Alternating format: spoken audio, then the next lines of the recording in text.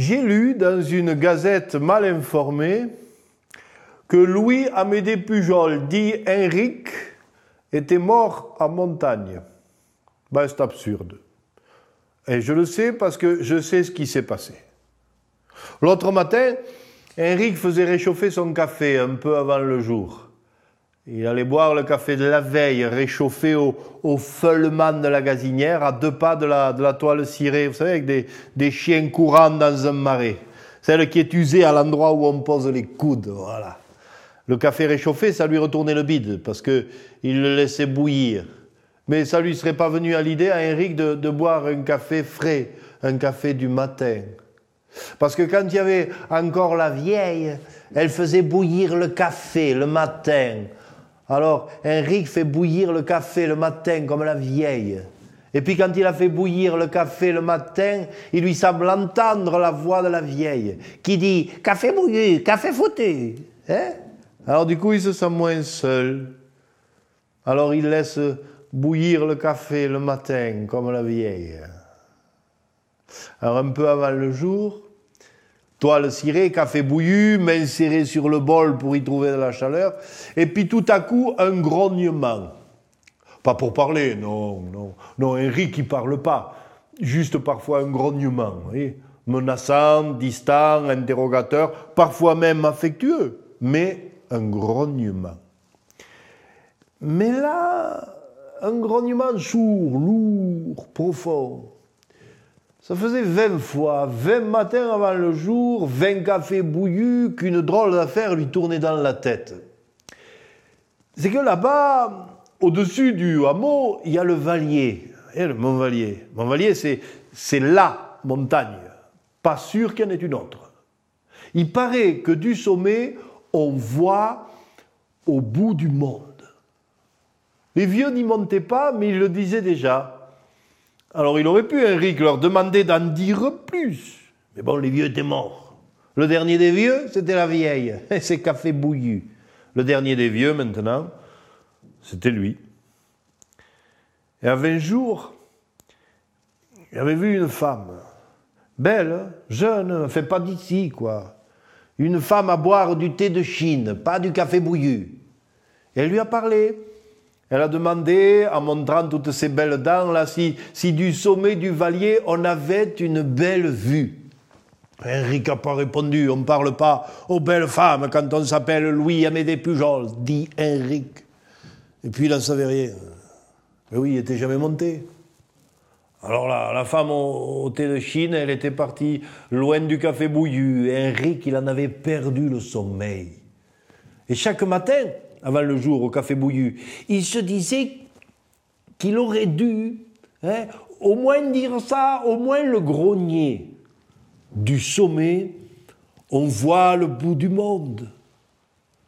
Seulement maintenant qu'il ne l'avait pas dit, il doutait. Et Henrique, il ne pouvait pas douter. Sa vie, c'était un bloc de certitude. Et là, ça faisait 20 jours, 20 nuits. Alors ce matin-là, un peu avant le jour, il a grogné. Il s'est levé sans boire le café bouillu et il est sorti. Le farou était là. Le fidèle, le bancal, le pelé, le puant, le chien jaune. Pas un de ceux de la toile cirée, non, tu vois. Plutôt un croisé chien errant, renard malade. Le maître sort, il suit. C'est comme le café de la vieille. Ça ne se discute pas. Alors, quand la route s'est fait chemin, il a fallu laisser le C15 et les choses sont faites plus dures. Depuis que le temps que les bêtes faisaient leur vie un peu toutes seules, Henrique, il marchait plus trop. Ça doit être ça, être vieux. Ne plus aller au cul des bêtes. Et plus la sueur lui tombait dans les yeux, et plus il lui semblait entendre la voix des vieux, tu sais, qui dit « On t'a dit que de là-haut on voit le bout du monde, ça suffit quand même, c'est comme ça, t'as pas à aller voir. » Les vieux, et puis la vieille, surtout elle, comme s'il sentait, tu sais, ses ongles noirs sur son épaule, là, qui le tiraient en arrière. Et pourtant il a marché, Henrique. Un peu mieux d'ailleurs. Comme si la rouille s'en allait, tu vois. Adieu les vieux qui pensaient, aujourd'hui c'est moi l'ancien, c'est moi qui sais ce qu'il faut faire. Et ce qu'il faut faire, c'est savoir ce qu'on voit de là-haut. Pour passer les derniers arbres, le Farou a commencé à mourir. Ouais, laisser partir le maître, c'est mourir. Il le savait, le Farou, mais plus rien ne suivait dans sa vieille carcasse de chien jaune, alors il a décroché, maître après maître. Il savait bien que c'était la fin, mais il s'est accroché quand même pour être un bon Farou jusqu'à la dernière seconde. Henrique s'est arrêté, un moment, il l'a regardé, il s'est penché, il lui a caressé la tête. Ça devait être la première fois. Ouais, depuis son premier jappement de chiot, le Farou, il avait connu que les coups de pied et la soupe froide. Il n'en voulait à personne. Ça lui semblait dans l'ordre du monde, ça. Mais cette caresse sur sa tête de vieux chien, il l'attendait depuis le matin de sa vie. Alors il est mort en souriant, comme savent sourire les bêtes.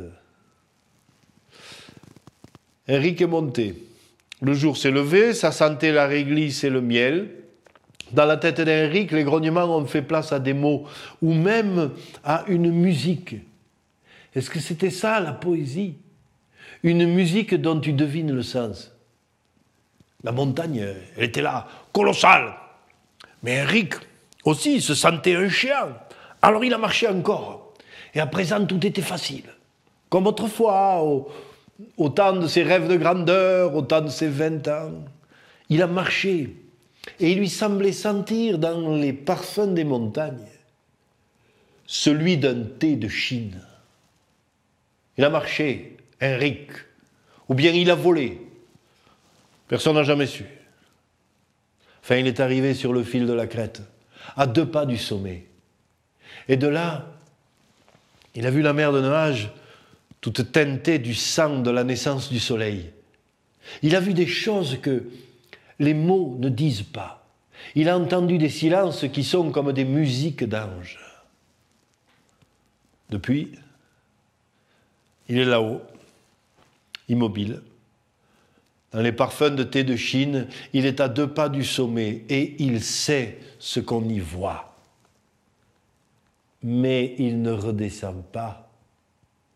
C'est sa dernière majesté à Henrique. Il ne revient pas nous dire ce qu'il y a là-haut, pour qu'un jour, nous aussi, on abandonne le café bouillu qui retourne le bide, qu'un jour on échappe au crochet de la vieille, et qu'un jour, on monte là-haut pour savoir. Ceux qui vous disent, extrait de presse à l'appui, que Louis-Amédée Pujol, dit Henrique, est mort en montagne en glissant sur une touffe de gispette, sont ignorants des choses essentielles qui font vibrer le monde. Ils sont des buveurs de café bouillu. Ils ne sont pas encore en marche.